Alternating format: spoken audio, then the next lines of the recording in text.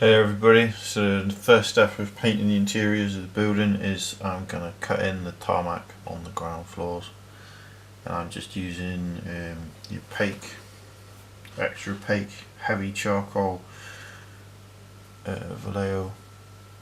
You might think this is a bit of a waste. You could just use the cheapest cheap paint,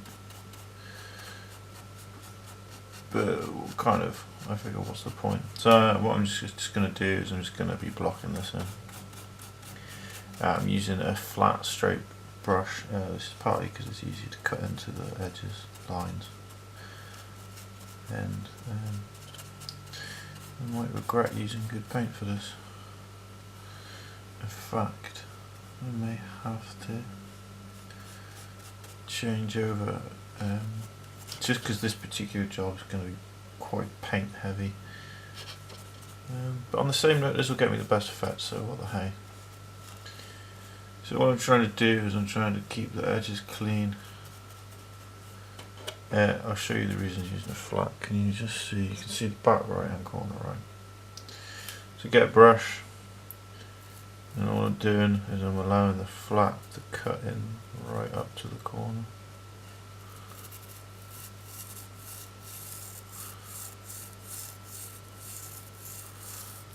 And I'm trying to not get the back edge, although I'm getting the back edge of it. So in order to finish blocking in, I'm just getting water to lengthen. I don't want to waste my nice paint. One argument would say that I shouldn't even be using my nice paint. I should go and buy a cheap pot of emulsion, which you could do. Just go and buy like a tester pot of dark charcoal grey or black emulsion. I'd like to think my buildings are worth a little bit more than that to me, because this isn't just about scenery. This is about having the nicest scenery that I can have, and although it's technically only a sundry for the game, especially in a game like Infinity, actually scenery is pretty important in my opinion. Also,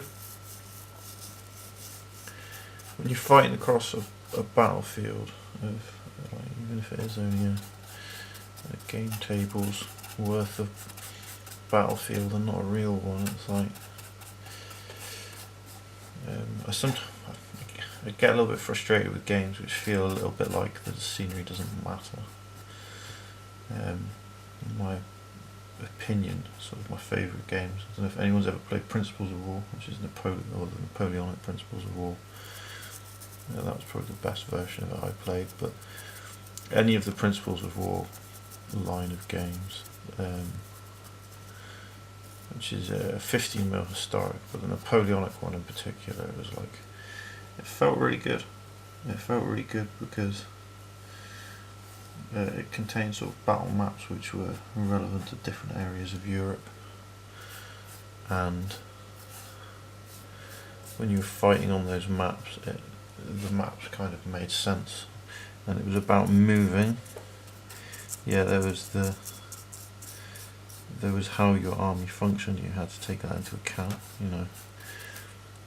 Napoleonic attack columns, British lines sat on the back edges of hills waiting for French attack columns, but if you wanted to win as the French, you really had to outmaneuver the redcoats.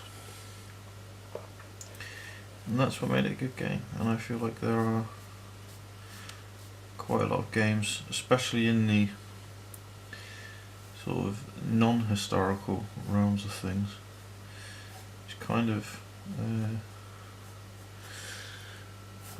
they're almost like a deck building game rather than a tabletop game where you win on paper with your army list before you ever arrive at the battlefield. And I'm not keen on this. I understand why it's done, and it's the whole power gaming thing again, where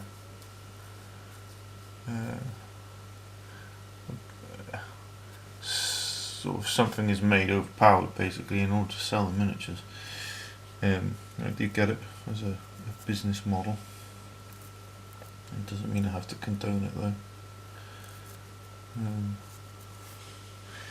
Again, I think that's one of the reasons right now I've turned to Infinity. I think it's an excellent system. Now you notice that this doesn't give 100% coverage, but that's fine.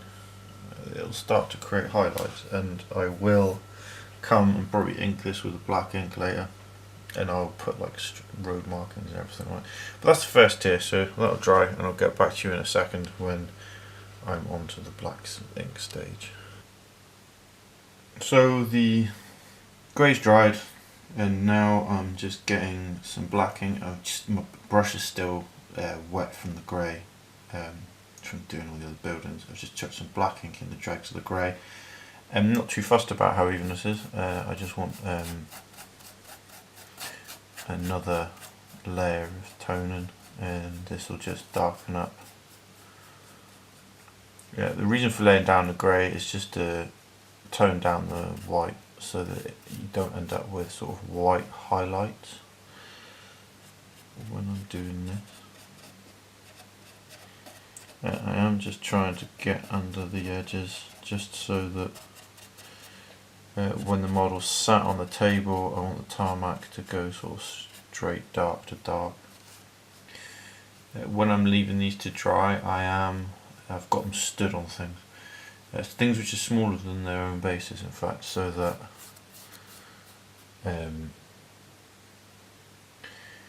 you see, like, I've got this overhang here. This is just so I'm not painting my table. Also so that I can get underneath edges. With this darker tone as well, I'm not so fussed about getting right up to the back edges. As far as I'm concerned, that's kind of dealt with by running the grey, so as long as it's near them.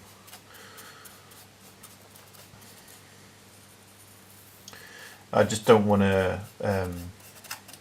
God, now I'm spraying like up the back wall, which is exactly what I don't want to do. And once I've done this and I've let this dry, and again the reason for doing it this way is 2 layers of sort of variegated paint as such. Just gives you a bit of tonal variety and keeps the model looking alive. And if you want it to be super anal about sort of keeping everything looking alive, you might even just run a quick dry brush with a light grey over the top. That I'm not going to do. Once this is all dry, what I will do is I'll just drop in some road markings. Also, a bit of tonal variety. If you ever see tarmac in the street, you know, where it's been repaired and that, you get the different patches of colour. So yeah, that's just that inked in. So having darkened up with the ink, I've just stuck in a couple of bits of masking tape, and this is because I'm not even going to attempt to paint straight lines in. So this is just going to be the dividing lines for the parking. I'm just getting some white paint and I'm just dabbing it in along that line. Pretty thick. And once I've laid this up, that'll be like my car parking bay. I'm just doing enough to make it like, so there's, I don't know, room for enough for one car for each flat. These are only 1-person flats really, maybe 2-person flats, or maybe whole family flats if you're actually Japanese. But either way, I'm going to assume that this is a sort of high density housing scheme. I'm not going to bring this line right up to the front, so it's just like a divider that runs down the middle. And then when you peel away, you get a sort of pretty decent straight line there. Okay, so that's the end of that for the moment. Cheers everybody, have a good one, take care. Bye bye.